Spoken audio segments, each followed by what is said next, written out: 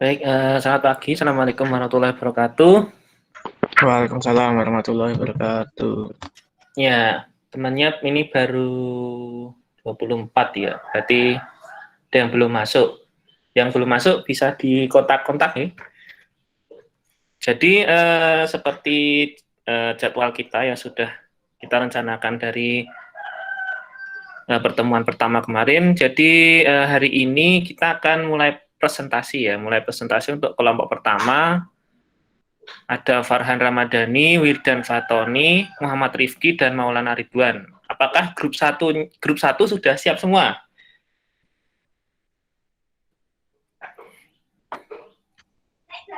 Mungkin ada teman saya yang belum masuk, Pak. Oh, siapa yang belum masuk? Mas Wirdan kali Maulana Ridwan. Oh ya, bisa dikontak dulu Mas, biar segera masuk, biar nanti bisa mulai presentasinya.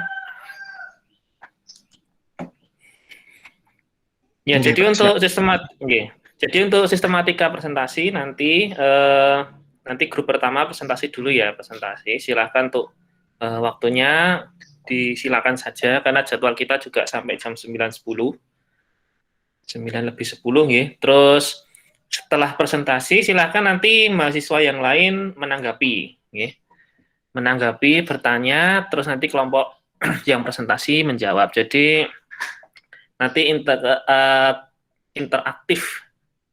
Jadi nanti kita bisa menilai, bisa mereview keaktifan mahasiswa-mahasiswa yang bertanya, yang menjawab, atau ada nanti yang memberikan saran ketika ada yang bertanya, itu juga dinilai sendiri ya, ada nilai keaktifannya. Nah, jadi nanti saya persilahkan untuk grup pertama share screen, dan nanti bisa presentasi. Presentasinya pelan-pelan aja ya, jadi biar nanti yang lain bisa menyimak, walaupun sudah share makalah ya. Tapi alangkah baiknya nanti kalau ketika presentasi biar semuanya bisa menyimak, biar jelas apa yang dijelaskan tentang job vacancy itu gimana, apa aja, terus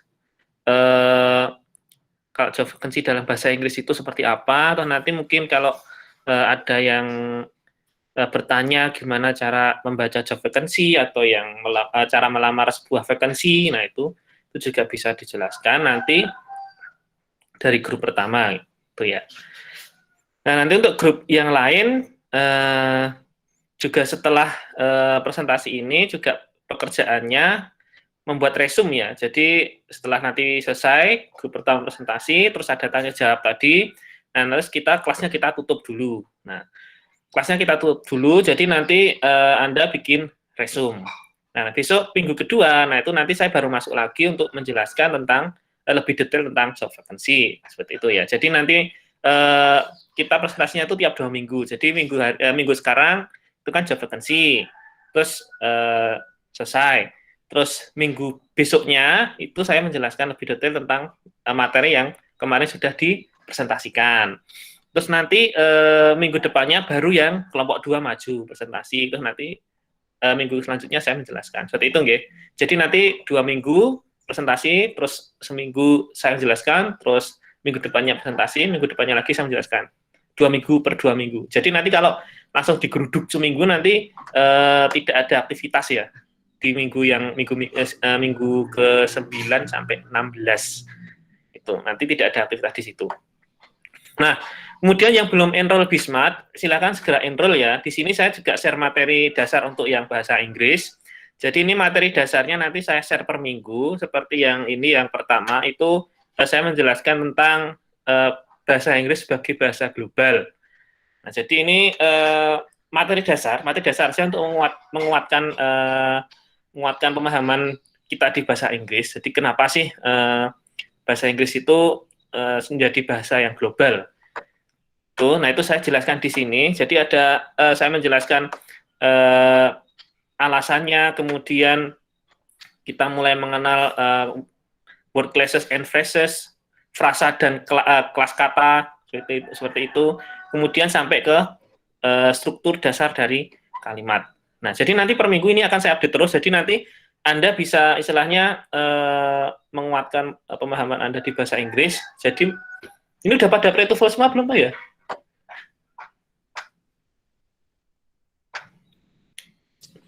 Belum, Pak. Belum ya? Belum ya.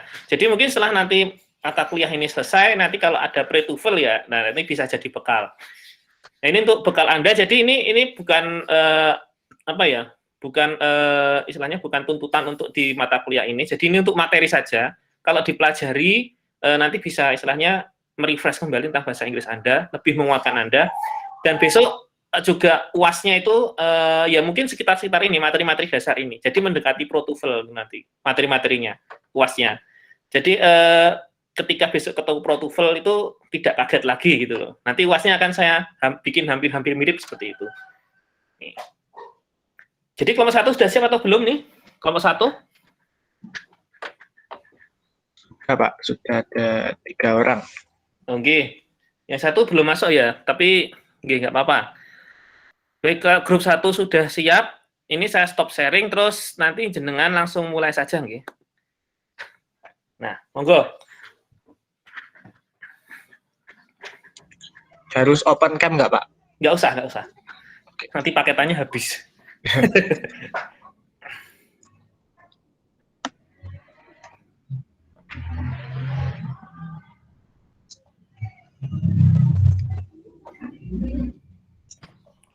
Mahasiswa yang lain bisa menyimak ya, jadi bisa langsung bertanya kalau ada yang mau ditanyakan. Biar nggak diem aja. Belajar mandiri namanya. Apakah share screen saya sudah terlihat?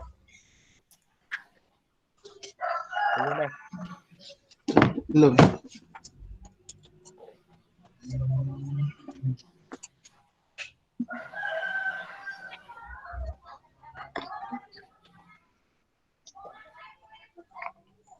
With the Google Maps, what you will like to share.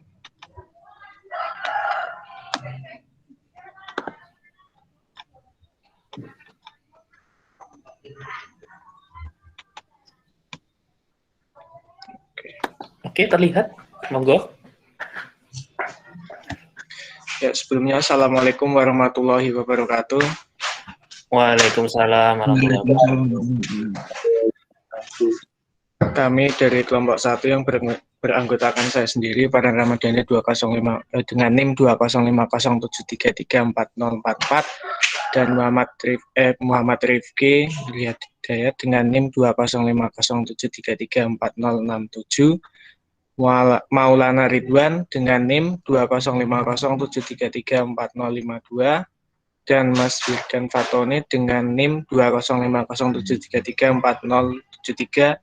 Kami di sini akan mempresentasikan hasil diskusi kami mengenai job vacancy.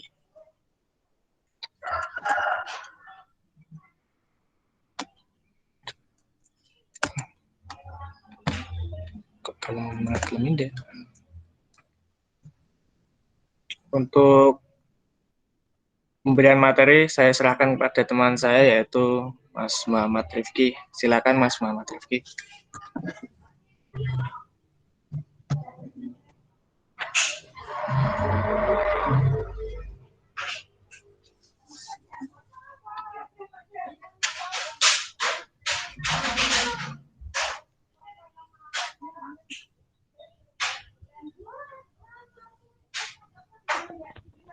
Baik, Mas Farhan.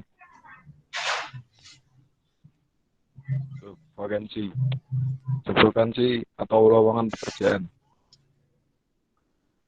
Lowongan pekerjaan adalah kesempatan kerja pada posisi tertentu di suatu agensi atau tempat usaha yang tersedia bagi individu atau kelompok yang telah memenuhi persyaratan dan persyaratan.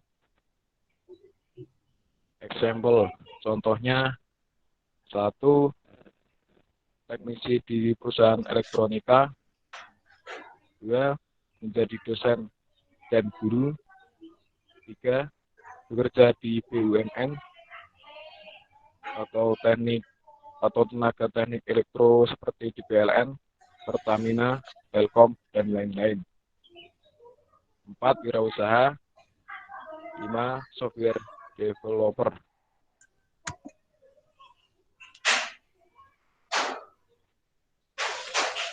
Selanjutnya, how to read job vacancy.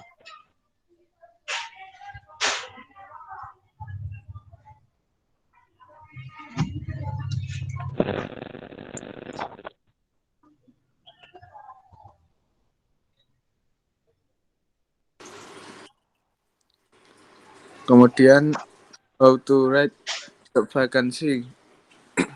Buat lowongan kerja. Pertama, mulailah dengan judul pekerjaan yang dengan jelas menggambarkan posisi pekerjaan untuk menarik perhatian pembaca.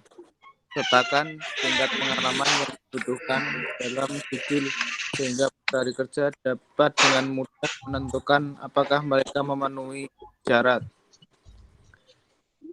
Kemudian jelaskan perusahaan secara singkat.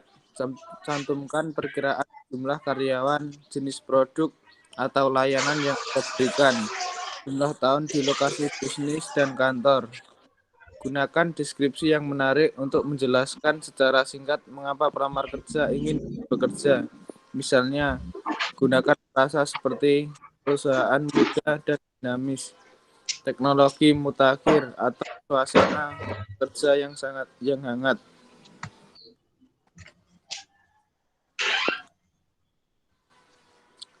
Tulis deskripsi pekerjaan mendetail.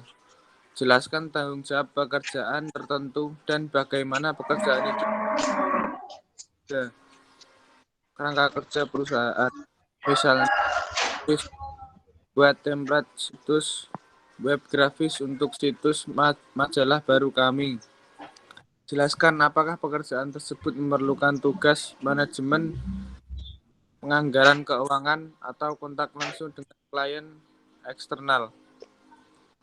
Cantumkan lokasi kerja sehingga pencari kerja yang tinggal terlalu jauh untuk melaju tidak akan melamar. Jelaskan pekerjaan tersebut sebagai bekerja di rumah jika pekerjaan tersebut tidak dilakukan di lingkungan kantor.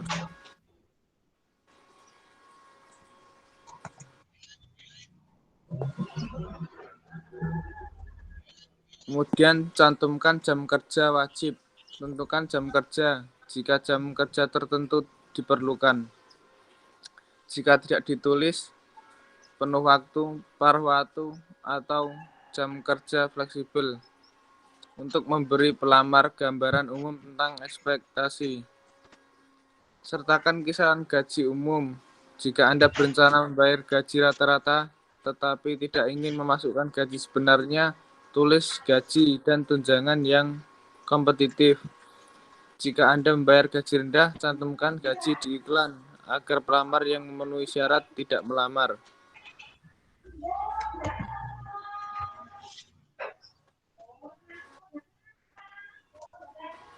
Tulis persyaratan kualifikasi termasuk pendidikan dan keterampilan khusus.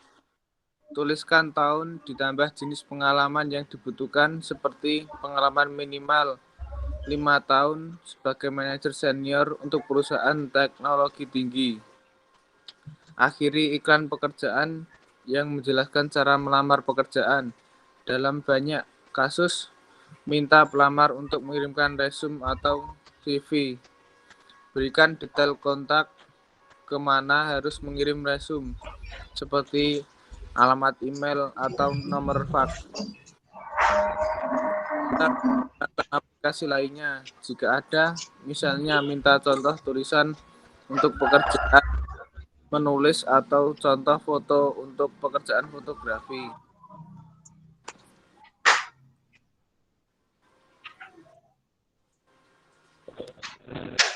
Selanjutnya, how to read an application letter atau bagaimana menulis surat lamaran. Yang pertama adalah judul, kedua alamat pengirim, ketiga tanggal, keempat alamat perusahaan, kelima salam, contoh salam, tujuan untuk Mr. atau Miss, dan terakhir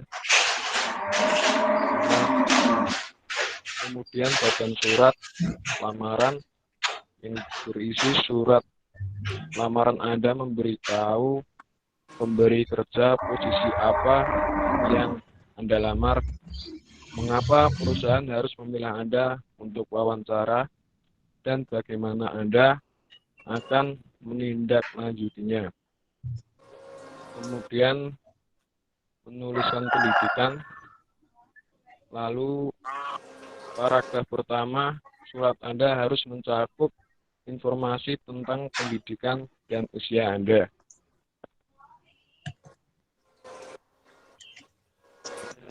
Setelah itu pengalaman, bagaimana selanjutnya dari surat lamaran Anda harus menjelaskan pengalaman Anda dan beberapa lama pengalaman Anda juga tempatnya.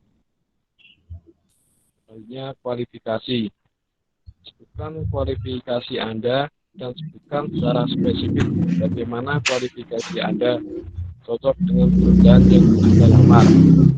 Ingat, Anda menafsirkan resume Anda, bukan mengulanginya. Lalu penyelesaian. Akhiri surat lamaran Anda dengan berterima kasih kepada atasan karena telah mempertimbangkan Anda untuk posisi itu. Sertakan informasi tentang bagaimana Anda akan menindaklanjuti. Untuk terakhir penutup, hormat kami dengan setia dan tanda tangan Anda.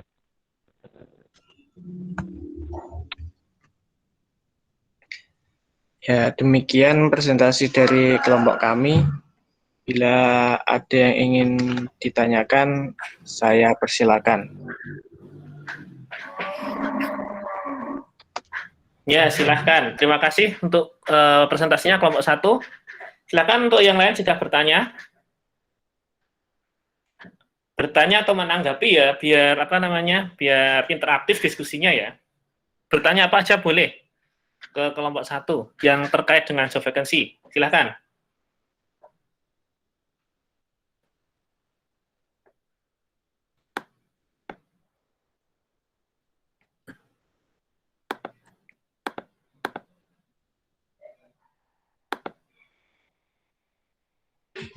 Adakah yang ingin bertanya atau menanggapi? Saya persilahkan teman-teman.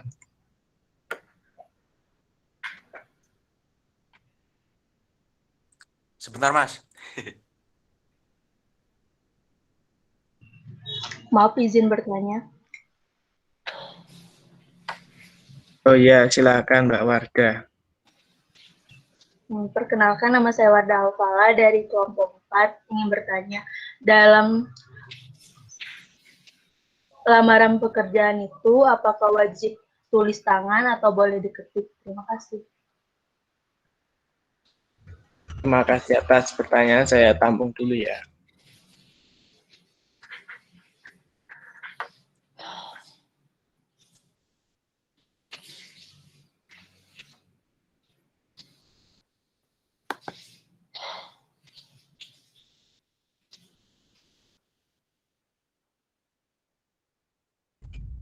Ya, kemudian untuk penanya selanjutnya, dipersilakan.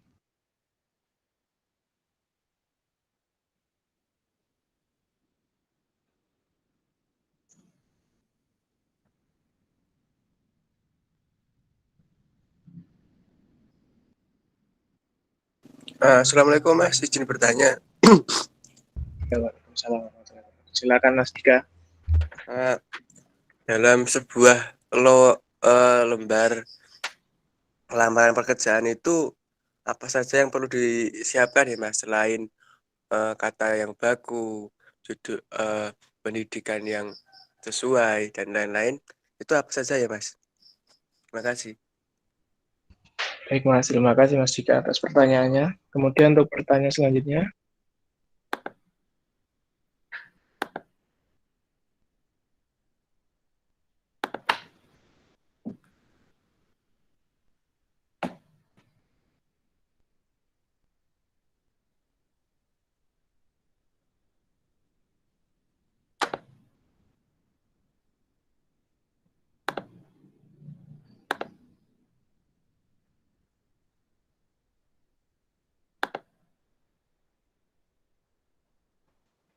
Izin bertanya, Mas.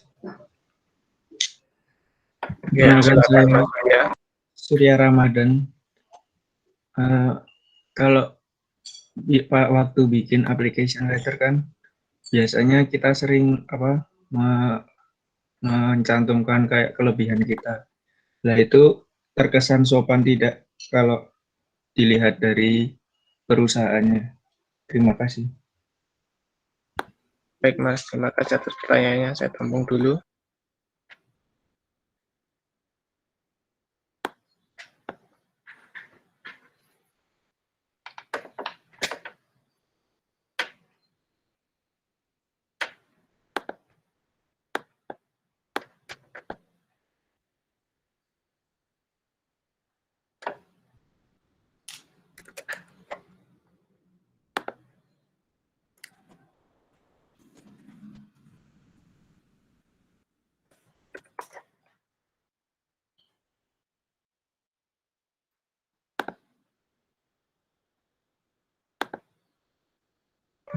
Apakah ada yang ingin bertanya lagi?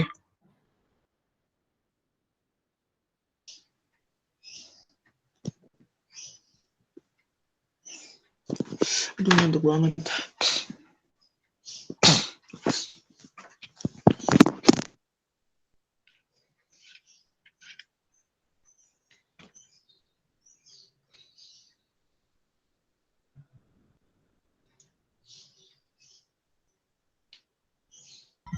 Apakah Mas Emil ingin bertanya?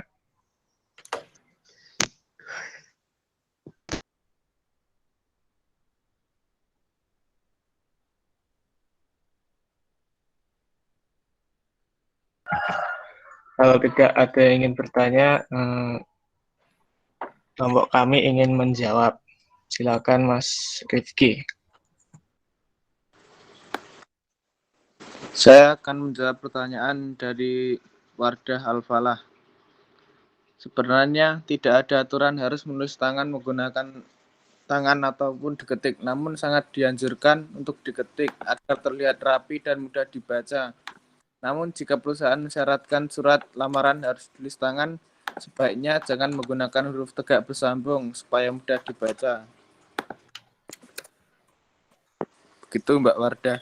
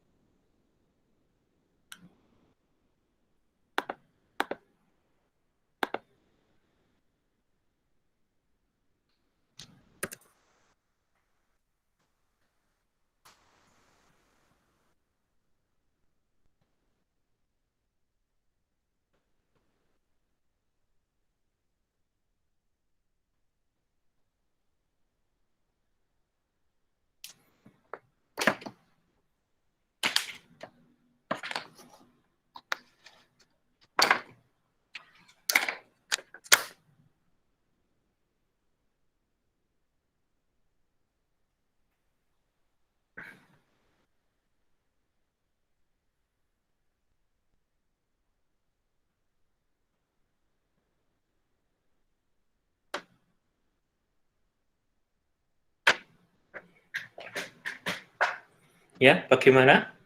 Yang pertanyaan kedua dan ketiga belum dijawab.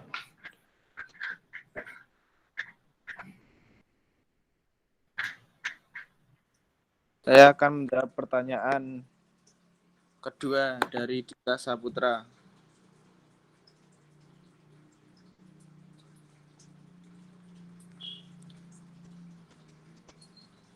Apa saja yang harus dicantumkan dalam surat lamaran pekerjaan? Yang pertama, pelamar harus mencantumkan daftar riwayat hidup. Misalnya nama, alamat, tempat lahir, tempat tanggal lahir. 2. Pelamar mencantumkan ijazah dan sertifikat terkait kemampuan yang dibutuhkan tempat usaha di bidang yang dilamar. Kemudian pelamar mencantumkan SKCK. surat lamaran pekerjaan merupakan contoh surat pribadi. Surat ini dikirim oleh seorang ke sebuah tempat usaha dengan harapan memperoleh pekerjaan di tempat tersebut.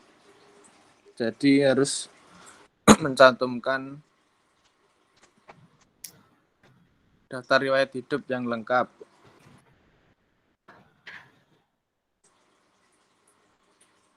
Itu Mas Dika.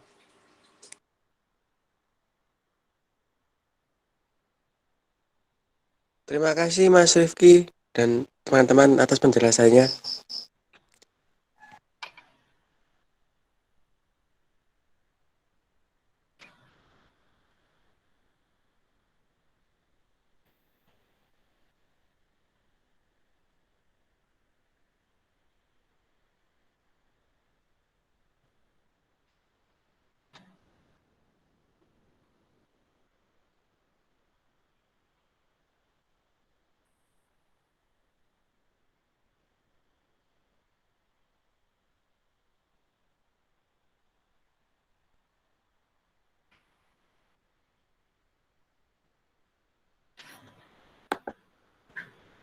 Masih ada satu pertanyaan lagi yang belum dijawab. Monggo.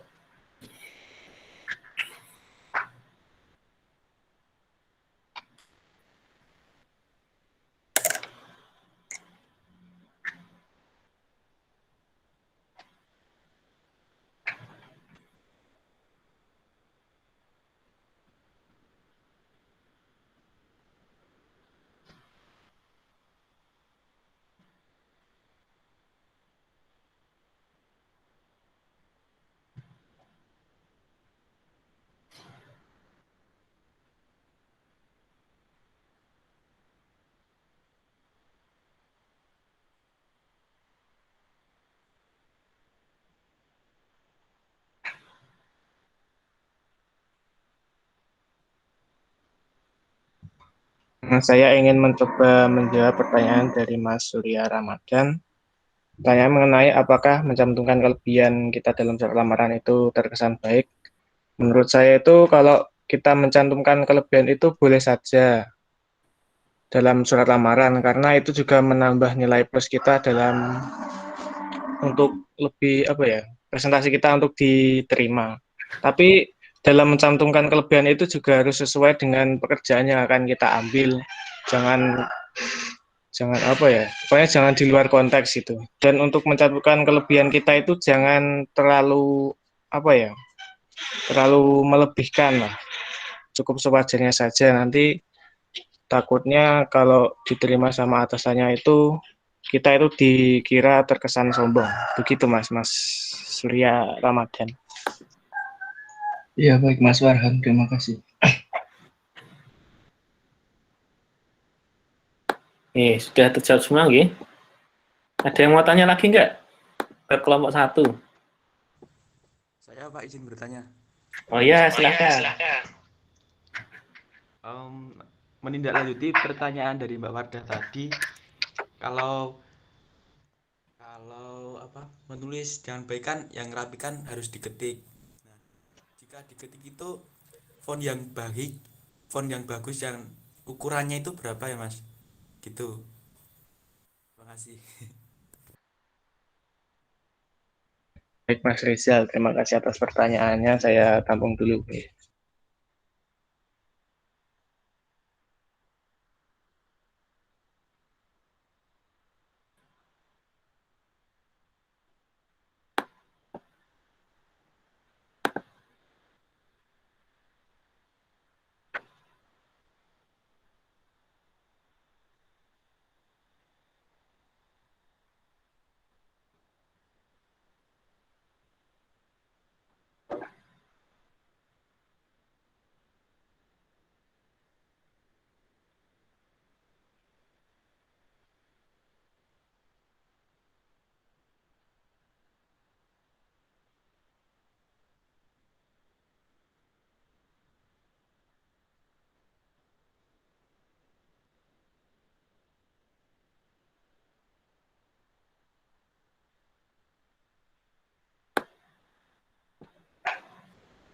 Saya akan menjawab pertanyaan dari Rizal Octavian. Format menulis lamaran pekerjaan dengan diketik. Format penulisan dapat menggunakan font Arial, Verdana, Trebuchet, MS, Century Gothic, Gill Sans, MT Lucida Sans, Tahoma, dan salah satu favorit yaitu Helvetica. Font ini perpaduan yang baik antara bentuk dan keterbacaan. Kemudian untuk ukuran atau size font yang ideal berkisar dari 10,5 sampai 12 poin. Ukuran yang lebih kecil dari itu akan membuat tulisan susah dibaca.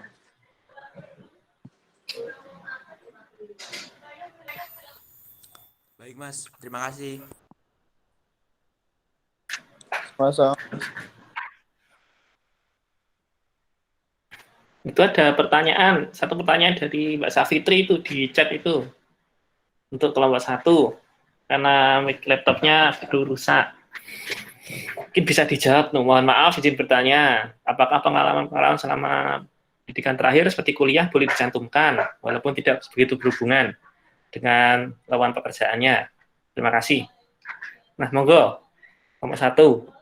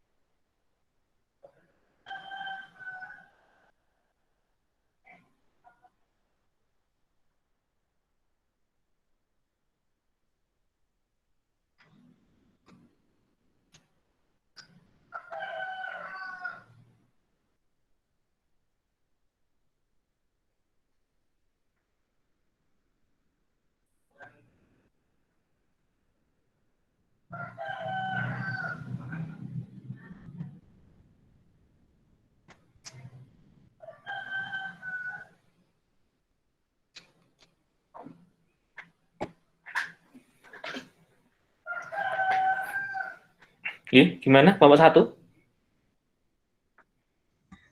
Baik, saya ingin mencoba menjawab pertanyaan dari Mbak Safitri Ayu. Apakah pengalaman-pengalaman semasa pendidikan terakhir seperti kuliah boleh dicantumkan walaupun tidak begitu berhubungan dengan pekerjaan itu? Kalau menurut saya, kalau pengalaman-pengalaman selama pendidikan terakhir seperti kuliah itu boleh dicantumkan, walaupun tidak begitu berhubungan dengan pekerjaan itu. Tapi nanti di surat lamaran itu kalau bisa juga dicantumkan seperti riwayat organisasi saat berkuliah itu juga bisa menambah nilai plus untuk pelamar. Jadi nanti bisa dipertimbangkan lagi kalau ingin diterima oleh perusahaannya, begitu Mbak Safitri. Itu ya jawabannya untuk Mbak Safitri. Monggo kalau ada yang bertanya lagi, kita masih lumayan, udah 1 jam lebih ini, 1 jam, tinggal 1 jam lagi. Yang belum presensi ya, jangan lupa. Ini yang presensi masih sedikit ini, masih 25.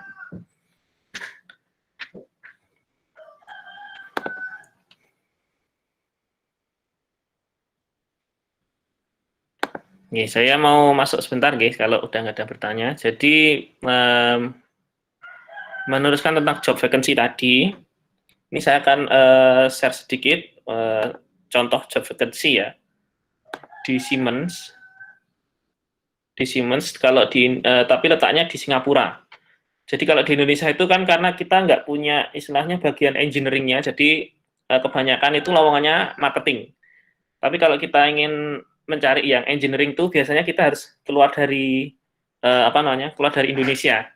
Jadi itulah kelemahan di Indonesia ya. Kalau dari sisi engineering tuh banyak perusahaan-perusahaan dari luar tuh yang belum percaya dengan kita. Jadi walaupun kita itu punya perusahaan ya berbasis engineering, itu nanti posisi kita juga paling hanya sebagai apa namanya pekerjanya, bukan sebagai profesionalnya. Nah, padahal kan di kita itu kan sekolah degree S1 itu kan untuk istilahnya memiliki skill kan, untuk memiliki pengalaman, kemudian memiliki keterampilan yang itu bisa kita gunakan untuk bekerja.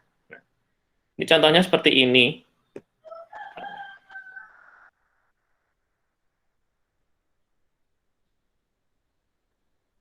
Nah, ini contohnya yang di Siemens ya. Ini engineer untuk drive motor dan electrical. Ini cocok sekali ya dengan prodi kita ya di apa namanya elektronika ya. Nah, jadi tadi yang seperti sudah dijelaskan oleh kelompok pertama tadi, bagian-bagian dari sebuah job vacancy, kalau yang global itu umumnya seperti ini. Jadi ada judulnya, biasanya ada judulnya. Judulnya pun simple ya. Judulnya kalau yang global itu simple, enggak seperti yang di iklan-iklan KR. Kalau KR kan dia apa namanya lebih ke desainnya ya, jadi ngejreng ke desainnya. Tapi kalau di global tuh kita lebih dituntut untuk membacanya teliti. Nah, jadi mengapa topik-topik job vacancy, kemudian cara membuat lamaran dan sebagainya itu masuk dalam materi bahasa Inggris untuk D4 elektronika. Karena D4 elektronika kan besok lulusannya bukan sebagai apa namanya peneliti, tapi sebagai tenaga ahli. Nah, tenaga ahli seperti ini, engineer drive motor electrical.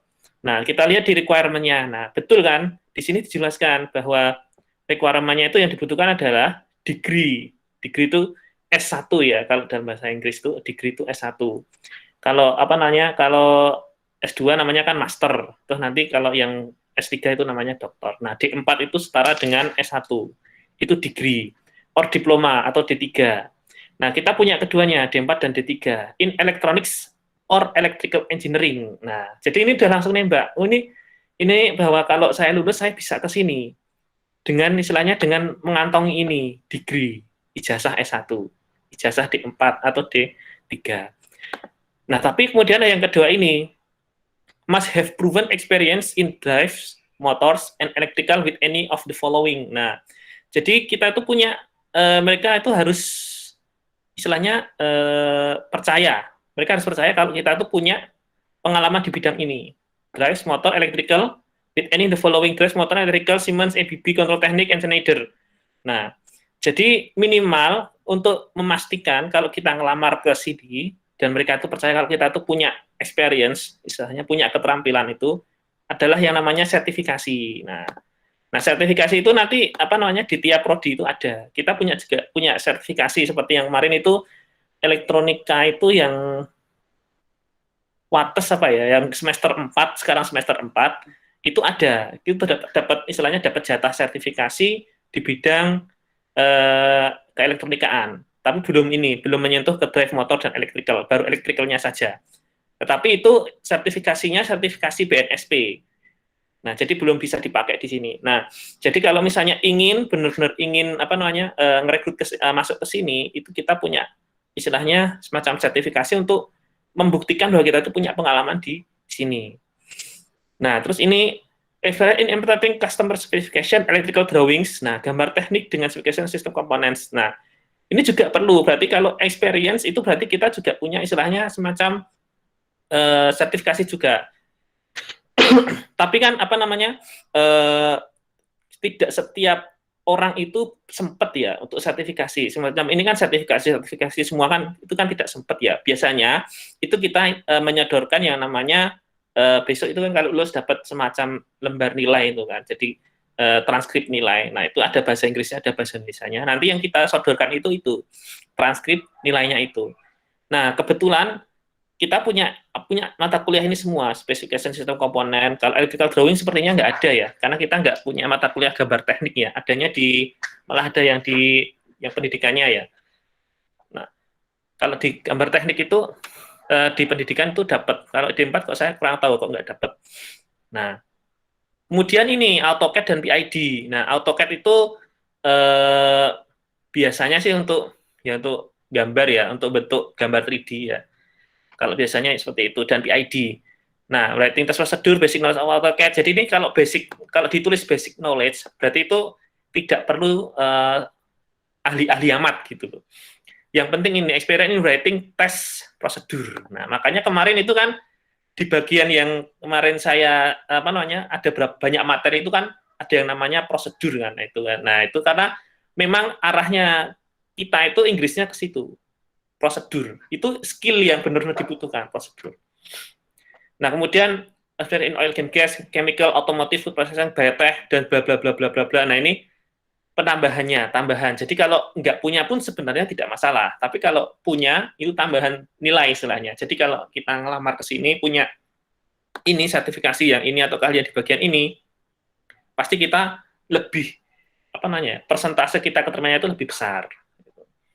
Kemudian ini strong analytical communication, ya kan, jelas ini communication, problem solving itu kan jelas keahlian dasar kita ya. Problem skill and this role will require an individual to support new development project, gather customer requirement, and perform analytical programming. Nah, jadi strong analytical dan bla bla bla bla ini kan basic kita. Kalau kita pas sebagai individual untuk kerja berkelompok gitu. Nah, jadi ketika mengapa kalau saya modelnya sukanya dikelompokkan seperti ini. Nah, jadi ya ini. Jadi nanti itu saya bisa tahu mana sih yang individu yang punya ini 1, terus 2, 3. Ini kan tadi kelihatan kan. Nah, jadi individu mana yang dia itu punya strong analytical, terus komunikasinya itu istilahnya bagus. Kalau komunikasinya bagus itu pasti dia paling kelihatan sendiri. Kemudian punya problem solving skill yang bagus. Jadi problem solving skill yang bagus itu ketika dia ada suatu masalah itu dia itu cepet cek seperti itu. Nah, untuk support new development project. Nah, ketika sudah berbicara project, pasti tim gitu loh. Nah, makanya kuliah saya modelnya itu di tim-tim karena memang ranahnya kita besok itu ke situ. Nggak mungkin seorang engineer itu bekerja sendiri itu nggak mungkin, pasti ngetim. Kalau engineer bekerja sendiri itu dia udah dewa. Itu. Nah, experience with setup troubleshooting, Ethernet IP, Profinet, dan Profibus, jelas ya. Ini makanya di prodi kita ada mata kuliah seperti ini, internet, jaringan komputer, itu juga kita berikan. Itu juga ada sertifikasinya juga, jaringan komputer juga, BNSP udah cukup kalau BNSP, karena kalau jaringan komputer BNSP itu udah bisa se-Asia Tenggara. Nah, when must be able travel, nah ini nggak masalah. Kalau ini cuma, kita punya duit atau tidak untuk bisa terbang ke Singapuranya. Nah, itu. Nah, jadi kalau requirement, itu kita bacanya kalau secara global, itu harus detail kayak gini. Nggak seperti kalau misalnya kita baca di koran KR itu kan biasanya desanya gede-gede gitu kan, langsung kita wah ini lulusan SMA, terus lulusan apa, terus ini langsung menyebutkan gaji dan sebagainya. Tidak seperti itu. Karena kalau yang seperti ini, kalau tidak menyebutkan gaji seperti ini, biasanya mereka besar gitu. Karena mereka menghargai apa yang kita punya, skill apa yang kita punya itu dihargai gitu. Nah, makanya di sini kan dijelaskan requirement-nya apa, seperti apa. Nah, itu nggih. Jadi cara bacanya yang pertama itu. Kemudian yang kedua ini. Nah, experience level. Nah, experience level itu silahkan sebelum mencoba ngelamar ini dilihat. Di sini experience profesional. Nah, kita lihat yang Google coba ya. Ini juga ada yang Google ya. Ini Google ada nggak ya? Possibility. Oh, ini kali ini harus baca. Oh, ini 5 year experience. Berarti dia butuh profesional. Nah, jadi kalau mau kalau mau melamar itu dilihat. Nanti kan ada yang beginner, intermediate, terus ada yang profesional itu. Terus yang paling tinggi experience profesional. Nah, kalau beginner itu biasanya ini tidak serumit ini requirement-nya. Jadi requirement-nya itu paling cuma misalnya ini degree ini 1, kemudian yang kedua basic knowledge seperti ini. Nah, itu untuk yang biasanya yang beginner. Itu ada. Nanti levelnya tulisannya biasanya junior. Experience level junior, terus requirement-nya tidak serumit ini. Sama seperti halnya yang di Google ini. Nah, ini saya mencarinya yang di Singapura ya. Soalnya kalau di Indonesia itu kebanyakan marketing. Saya nggak tahu. Atau karena memang skill kita di bagian engineering itu memang masih kurang atau seperti apa? Kita tuh di negara kita tuh nggak jarang perusahaan gede itu buka bagian engineering. Paling banter tuh di Thailand ada, di Malaysia ada, kemudian di Vietnam tuh banyak, di Singapura apalagi. Nah kalau di Indonesia itu jarang. Di Jakarta pun itu marketing ya, marketing bukan bagian engineering. Bagian engineering itu biasanya buka sendiri, kayak misalnya Bisnet. Bisnet itu kan perusahaan lokal kita ya, perusahaan lokal kita. Itu ada sisi engineeringnya, tapi itu kan karena lokal. Terus Gojek juga punya engineering. Nah, Gojek itu engineeringnya juga sekarang yang tadinya cuma di Jalan Raya Tajem Jogja itu sekarang malah dipindah ke India. Dengan lucu itu. Jadi kita itu memang kalau di sisi engineering itu memang sepertinya jauh tertinggal ya. Tapi ya memang itu tantangan kita untuk belajar. Tapi ada juga yang berhasil nembus ke ke lowongan-lowongan ini. Kalau mereka benar-benar istilahnya yaitu rajin ngupdate skillnya gitu kan. Jadinya untuk materi-materi yang tidak disampaikan selama kuliah itu mereka bisa ngupdate sendiri. Itu biasanya seperti itu. Nah ini contoh yang kedua itu machine learning di Google.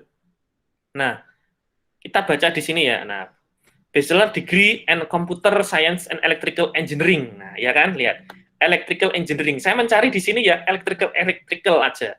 Tapi di sini jeleknya di sini adalah bachelor ya. Bachelor. Jadi untuk yang seperti kita itu istilahnya bisa diterima ya kan. Tapi kita kan istilahnya sarjana terapan ya, lebih ke sisi istilahnya praktis ya kan, lebih ke sisi praktis.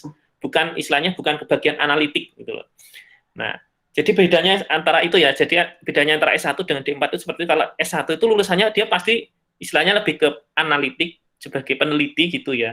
Nah, kalau D4 itu nanti lulusannya pasti praktis, tenaga ahli.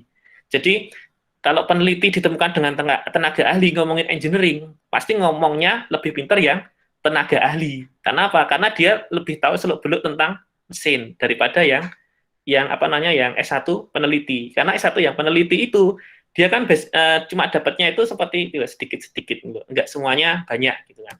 Nanti kalau yang di D4 atau yang kayak tempat kita sarjana terapan itu pasti di bagian sisi ke-engineeringannya itu lebih diperdalam. Nah, jadi nanti keunggulan kita itu di situ. Walaupun kita tidak mendapatkan istilahnya skill untuk penelitiannya, tapi tidak masalah karena memang kita tujuannya memang meluluskan untuk tenaga ahli di bagian engineering. Nah, jadi kalau misalnya mau berani ngelamar misalnya ada tulisan seperti ini, ya tidak masalah, silahkan lamar aja karena memang punya pengalaman gitu, engineering kita itu kuat gitu loh. Tapi kita lihat di sini, jadi di sini kita harus memiliki 5 years of experience working, jadi 5 tahun pengalaman bekerja sebagai apa? Technical sales engineer. Nah, berarti di sini technical sales engineer ini istilahnya dianggap junior gitu loh. Jadi kita sebelum bisa ngelamar ke sini istilahnya ya coba-cobalah kita cari-cari lowongan pekerjaan sebagai technical sales engineer. Karena technical sales engineer itu kan risknya kan sedikit ya. Risiko di bagian engineering-nya itu kan sedikit karena mereka hanya sebagai technical sales. Tidak langsung turun ke bagian engineering-nya langsung. Nah, sedangkan di bagian job vacancy ini yang customer engineering ini dia kan langsung turun ke bagian langsung di bagian engineering-nya. Nah, kemudian di sini kita perhatikan experience with big data and machine learning framework and numerical programming language. Nah, makanya di kuliah kita, di prodi kita, itu machine learning framework itu ada besok. Big data dan machine learning itu ada di semester 4. Dan numerical programming baru kita berikan di semester 2 ini. Karena emang ini itu penting gitu loh untuk pekerjaan kita di yang bagian electrical engineering seperti ini. Kita butuh yang bangsanya komputasi numerik, misalnya menggunakan MATLAB, kemudian big data and machine learning menggunakan Python. Nah, saya kurang tahu kalau yang bagian sekarang pemrograman komputer diajarkannya pakai bahasa apa kalau boleh tahu. Mungkin ada yang menjawab. Untuk mata kuliah program ya, pakai apa? C++, Pak. C++ ya. Oh ya. C++ ya. Duh, banyak yang nggak pakai ya soalnya. Kalau kemarin saya ngajarkannya itu Python ya. Di semester kemarin tuh di Wates tuh saya ajarkan langsung Python. Karena emang apa namanya arahnya emang harus ke Python gitu loh. Karena emang kedepannya itu ya C++ mungkin masih digunakan ya. C++ sih masih digunakan ya. Kalau kita mainan microcontroller, misalnya mainan Arduino dan sebagainya itu kan ya bahasanya pakai itu ya. Tapi kan kalau udah ngomongin tentang AI, machine learning atau computer vision atau numerical programming kan kita nggak pakai C++ ya, karena lebih ke data visualization itu nggak bakal bisa menggunakan C++. Makanya pakainya Python, pakai Matplotlib atau MATLAB, yang nanti kita siang mulai belajar tentang MATLAB. Nah, kurikulum kita itu rasanya udah cocok ya, cuma ya itu tadi, bahasanya aja yang dipakai itu apa gitu ya. Kalau kemarin saya mengarahkannya pakai Python. Nah, terus yang semester 4 ini sekarang pakainya saya computer vision ya. Jadi kita mulai belajar AI, computer vision itu juga menggunakan Python. Nah, terus nanti siang kan kita akan belajar MATLAB juga ya untuk numerical programming, karena memang penting, tujuannya kita memang menuju ke sana. Gitu nggih. Jadi kita sekarang tahu ya mengapa kita kuliah materinya itu aja ya. Yang misalnya bahasa asing ya, bahasa planet ya, komputasi numerik, kemudian ada pengosesan sinyal digital dan sebagainya. Nah, itu karena memang besok itu requirement yang benar-benar dibutuhkan itu. Jadi kita berusaha untuk mencocokkan dengan kebutuhan industri. Nah, ini yang terakhir, experience with technical presentation. Nah, jadi mengapa untuk yang jenengan saya minta untuk mulai berlatih presentasi, karena ini tadi nih, experience with technical presentation. Kan teknik presentasi itu menjadi skill yang sangat dibutuhkan untuk masa-masa sekarang ini gitu loh. Jadi silahkan kalau ada tugas presentasi dipersiapkan yang baik, kemudian slide-nya bisa dikasih video-video atau gambar-gambar gitu. Terus nanti persiapan untuk tim yang lain membackup kalau misalnya ada tanya jawab. Nah, jadi semakin bagus skill presentasinya, nanti kan istilahnya semakin membuat istilahnya reviewer kita saat interview itu makin istilahnya ya makin yakin dengan kita.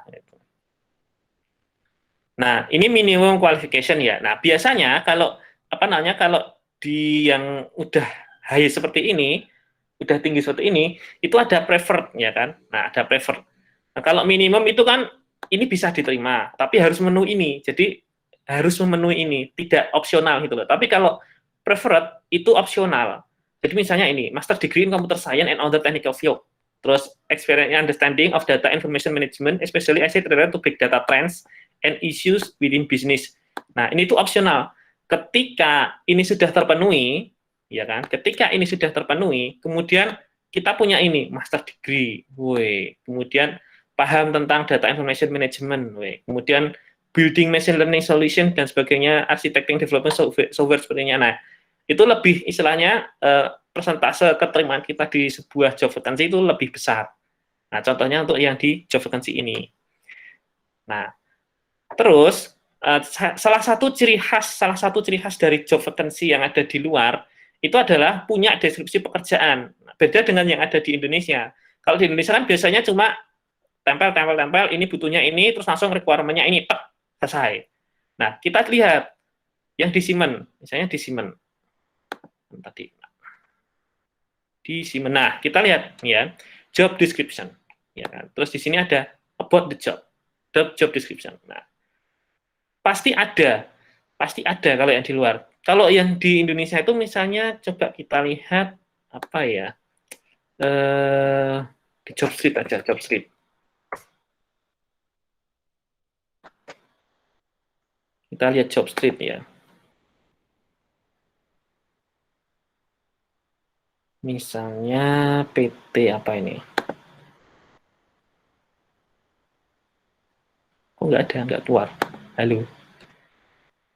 Nggak keluar lowongannya. Cuma satu. Masa cuma satu? Jobs.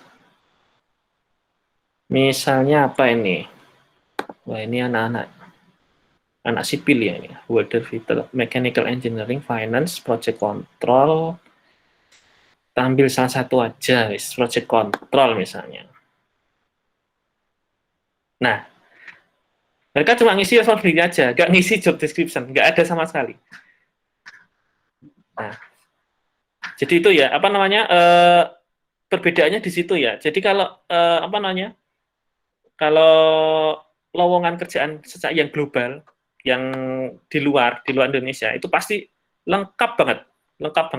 Jadi istilahnya kita mau apa namanya? Kita mau cari sesuatu apa ya sih yang mau dikerjakan. Nah ini apa namanya? Terus apa sih pekerjaannya itu? Nah itu ada semua pasti ditulis. Jadi kita itu kayak nggak dibohongi gitu loh. Nggak kayak iklan cuma apa? Iklan itu ngelem itu apa namanya ngelem kantong teh. Nah itu nggak cuma kayak gitu. Kan biasanya kan iklan-iklan di Indonesia kan seperti itu. Ngelem kantong teh gajinya berapa gitu kan. Jadi menggiurkan gitu loh. Enggak, kebalikannya. Kalau di apa namanya?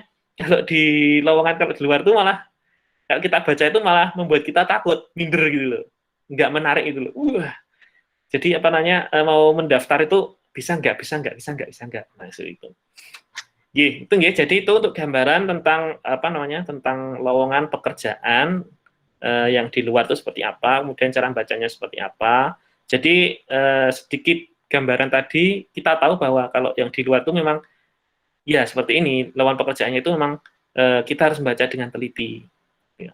Dan tidak usah menyesal kalau sudah masuk ke D4 elektronika terus ketemu dengan mata kuliah yang bahasanya bahasa planet itu ya. Karena memang tujuannya memang ke sana ya.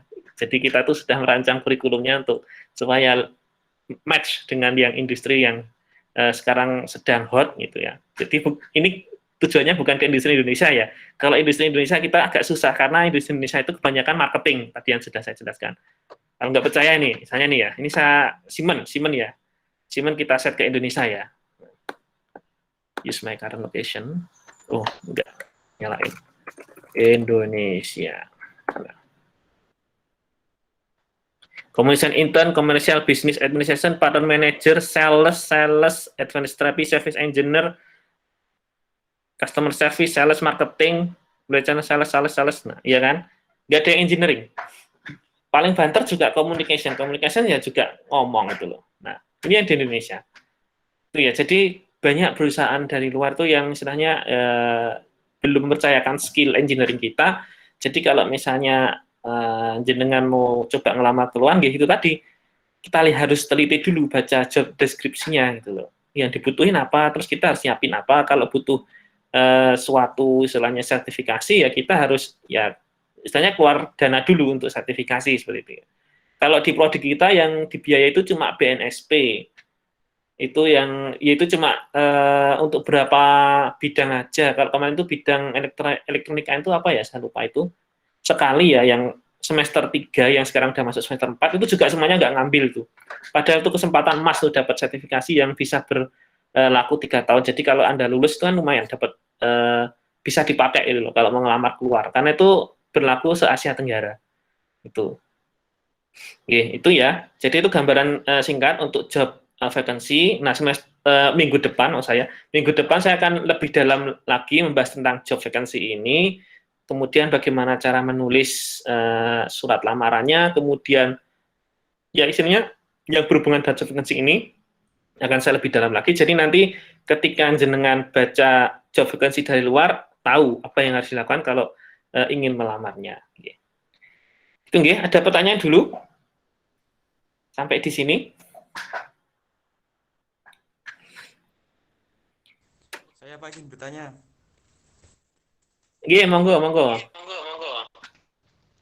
Bentar, Pak. Bingung. Kan nanti misal ada lowongan dari luar negeri loh, Pak. Nah, kebanyakan ya yang lulusan D4 misal itu harus mencari pengalaman dulu atau setelah lulus itu bisa langsung mendaftar gitu, Pak. Oh iya, pertanyaan bagus ya. Jadi kalau selama kuliah, ya kan? Jadi yang saya tekankan selama kuliah dulu ya. Jadi kalau selama kuliah berhasil kumpulkan yang misalnya sertifikasi tadi, itu kan secara tidak langsung memberikan kita nilai experience, gitu. Kayak di Siemens ini tadi. Nah, di Siemens mereka tidak menyebutkan kita harus berapa tahun basicnya, gitu loh. Kita harus berapa tahun. Berbeda dengan yang di Google. Kalau di Google kita harus istilahnya minimal 5 tahun. Berarti mau nggak mau kita harus punya 5 tahun experience dulu bekerja. Jadi yang dibutuhkan bukan experience hasil kuliah, tapi experience hasil bekerja, pengalaman kerja. Nah itu. Nah berbeda dengan yang di Siemens. Kalau di Siemens kan mereka tidak menyebutkan apa-apa kan. Mereka hanya experience. Nah ketika sudah menyebutkan experience, berarti Anda itu harus berusaha untuk proof. Untuk proof experience saya di bidang ini tuh buktinya apa. Nah salah satunya adalah menggunakan sertifikasi. Nah kalau selama kuliah jenengan bisa yaitu mengumpulkan sertifikasi, tidak hanya bergantungan dari prodi ya. Kalau prodi itu kan ada juga sertifikasi itu nanti bisa nanti pasti ditawarkan. Itu kan ada jaringan komputer, ada kalau nggak salah gambar teknik, terus ada elektronika, terus ada apa lagi ya? Pemrograman komputer, terus saya lupa skemanya banyak. Nah, ketika Anda bisa mengumpulkan sertifikasi yang dibutuhkan itu dan melamar ke sini langsung nggak masalah gitu loh. Jadi ngelamar ini loh sertifikasi saya, ini pengalaman saya. Jadi istilahnya sebagai proof, sebagai bukti kalau saya itu punya pengalaman tentang ini gitu. Nah, kalau dulu saya pengalaman saya, jadi kalau saya dulu nggak langsung lulus S1 ya. Jadi sebelum lulus S1 saya kerja setahun dulu itu di Puskom ya. Di Puskom itu sebagai engineer untuk jaringan.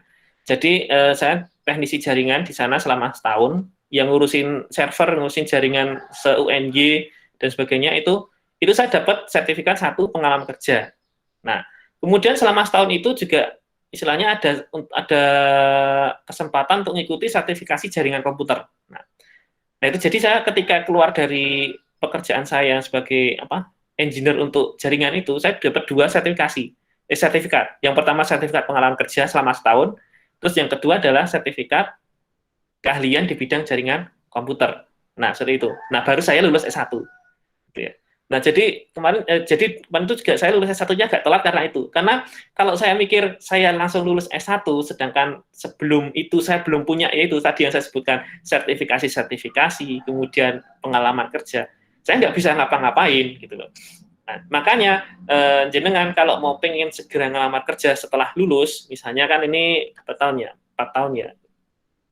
Insya Allah ya, 4 tahun lulus ya, 4 tahun lulus dan langsung ingin lamar kerja dan diterima, gitu tadi pas semester 2, 3, 4 ini keahlian apa yang dimiliki diasah, kemudian ikuti sertifikasi gitu. Banyak kok sertifikasi di Balai Pelatihan Teknik itu sering adakan sertifikasi di BPPT Jogja itu. Kemarin saya ngikuti yang BPPT untuk yang sertifikasi untuk yang bagian Python dari Microsoft.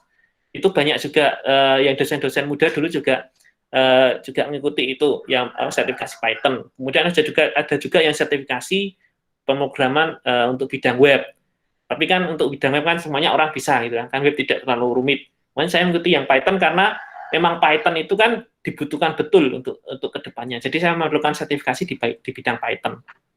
Nah, jadi itu tadi ya. Kalau jenengan pengen lulus dan bisa langsung melamar kerjaan dengan kualifikasi yang experience seperti ini, yaitu cari sertifikasi yang cocok gitu loh. Jadi jangan asal sertifikasi jenengan ambil terus langsung Anda masukkan sebagai istilahnya pelengkap CV Anda gitu. Nanti juga yang nge-review juga bingung loh, ini kan skemanya seperti ini, kualifikasinya seperti ini, terus kok ngelamarnya pakai sertifikasi yang nggak nyambung ini, terus maksudnya apa? Nah itu nanti malah istilahnya membuat Anda tidak well lagi di depan para reviewer gitu. Ya, jadi seperti itu ya. Kalau mau segera itu cari sertifikasi yang banyak. Bisa. Oke. Baik, Pak. Terima kasih. Silakan yang lain. Kalau ada yang mau bertanya.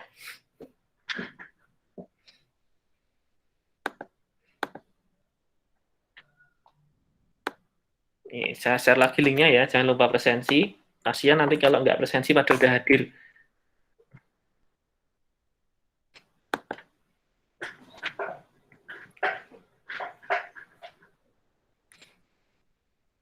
Ya, ini kita baru cara membaca ya, baru cara membaca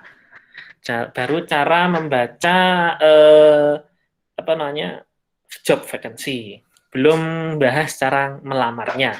Itu melamarnya nanti juga susah-susah gampang, apalagi kalau dalam bahasa Inggris.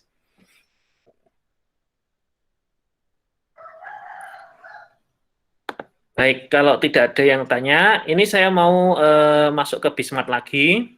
Silahkan guys, silahkan yang belum enroll, segera enroll.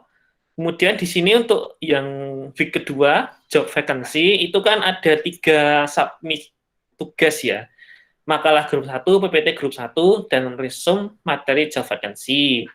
Nah, untuk makalah grup 1, nanti yang upload 1 orang aja. Ya. Terus untuk PPT grup 1 juga yang upload 1 orang aja. Terus untuk resume materi job vacancy, nah kan kita punya, berarti yang nggak presentasi 7 kelompok ya. Nah, itu silakan 7 kelompok, masing-masing kelompok 1 orang aja ngupload resume materi job vacancy. Format resumenya bebas, ya, format resumenya bebas, jadi saya tidak mensyaratkan formatnya seperti apa. Nah, itu silakan dari yang apa yang sudah dibahas oleh kelompok 1 tadi, itu diresum, kemudian diupload ke sini.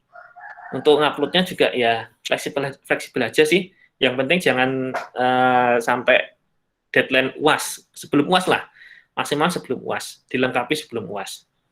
Oke. Itu nggih. Jadi itu tugasnya. Terus untuk minggu depan, saya akan mengulas lebih dalam lagi tentang job vacancy, kemudian baru minggu depannya lagi, kelompok kedua mendiskusikan topik selanjutnya. Jadi kelompok kedua Muhammad Emir, Surya Angga, Rizal Oktavian, dan Deka Fatur Rahman. Jadi mulai minggu depan aja siap-siapnya. Jadi minggu sekarang istirahat dulu. Oke, kemudian ini yang study from home topik, English as a global language. Nah, itu silakan dibaca-baca. Jadi untuk baca-baca ya sebelum tidur dibaca, terus atau baru baru mancing. Ada yang dekat sungai enggak ya? Baru mancing dibaca-baca, terus kalau baru cari rumput itu juga bisa dibaca-baca gitu kan. Nah, itu silahkan, ini sebagai bonus ya, ini sebagai bonus. Jadi tadi kan sudah kita tahu belum pre-TOEFL ya. Jadi nanti saya akan coba supply materi yang dasar untuk mempersiapkan Anda di Pro-TOEFL. Jadi kalau besok Pro-TOEFL tuh nilainya bagus-bagus. Jadi besok kalau mau lulus tuh nggak ada halangan lagi. Nilainya kalau nggak salah 450 ya, 450 atau 425 minimal tuh Pro-TOEFL tuh. Untuk syarat lulus. Jadi kan kalau udah Pro-TOEFL-nya lulus kan besok mau ujian tugas akhir tuh udah aman loh, nggak perlu nilai Pro-TOEFL lagi. Oke. Itu nggih. Jadi silakan tugas-tugasnya jangan lupa, kemudian study from home topiknya juga jangan lupa dipelajari aja. Besok mungkin ada ya semacam, ya saya kasih drill soal aja buat ngasih pemahaman, tapi nggak saya nilai, cuma drill aja. Jadi drill soal supaya masuk, cuma biar paham apa yang sudah dibaca. Itu juga istilahnya sebagai gambaran besok Pro-TOEFL bentuknya seperti apa. Terus UAS-nya, kalau besok UAS-nya juga tidak jauh-jauh dari ini, yang study from home dan in-class topik. Jadi nanti saya mix, terus nanti formatnya saya bikin seperti Pro-TOEFL, biar besok kalau ketemu Pro-TOEFL nggak kaget lagi. Itu. Sebelum kita tutup, ada yang mau bertanya lagi tentang topik hari ini? Saya Pak, izin bertanya. Oke, monggo. Untuk resumnya itu ditulis tangan atau diketik ya Pak? Ketik aja, Mas. Tulis tangan kan butuh nyeken nanti. Udah tak tulis ya Pak. Udah nggak apa-apa Pak. Ya, nanti dipindah. Ya. Siap. Terima kasih Pak. Oke. Oke, ada yang lain?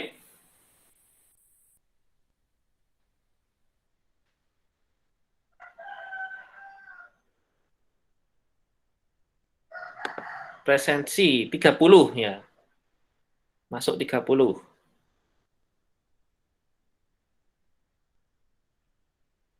Ini nanti siang kita ketemu lagi berarti jam berapa kemarin ya? Saya lupa. Jam 2. Jam 2 ya, oke. Jam 2.11 atau jam 2 pas? 2.11. 2.11 ya, oke, jam 2.11. Modulnya sudah ready. Jadi kemarin kan saya komunikasi dengan salah satu dosen, katanya kemarin siang hujan ya di GK ya, Gunung Kidul ya. Iya.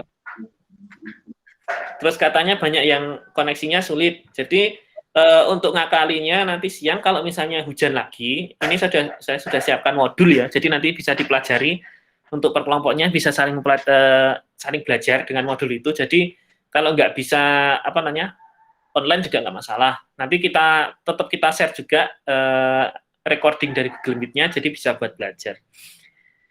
Nih. Itu nggih, kalau tidak ada pertanyaan, berarti kita cukupkan sampai di sini untuk pertemuan kedua kita, week 2, dengan topik job vacancy. Jadi untuk semuanya terima kasih, terutama untuk kelompok 1. Terima kasih atas presentasinya, sudah berikan kita gambaran ya tentang job vacancy. Kemudian terima kasih juga untuk perhatian seluruh mahasiswa yang di sini untuk ke presentasinya di kelompok 1.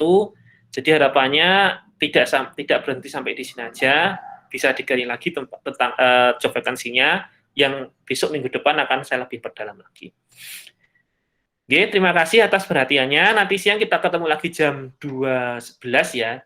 Jangan lupa sholat dulu, makan dulu, jangan lupa ya. Karena jam 2.11 tuh ngantuk, itu jam-jamnya ngantuk itu. Saya tahu itu jam 2.11 tuh. Ngantuk sekali kalau ngajar tuh. Kadang nggak fokus juga.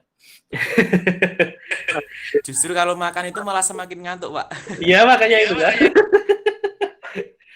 Ya, jadi ya nggak apa-apa, sambil apa namanya makan cemilan juga nggak apa-apa. Yang penting nggak ngantuk itu. Jam 2.11 itu ngantuk banget itu. Yang penting bisa fokus lah. Karena untuk topik nanti siang kita menarik ya. Ada coding-codingnya sedikit. Yang jelas berbeda dengan mata kuliah pemrograman komputer yang sudah dijalani juga. Oke, jadi cukup sampai di sini. Kita berjumpa lagi nanti jam 2.11. Terima kasih atas perhatiannya. Assalamualaikum warahmatullahi wabarakatuh. Waalaikumsalam warahmatullahi wabarakatuh. Waalaikumsalam warahmatullahi wabarakatuh.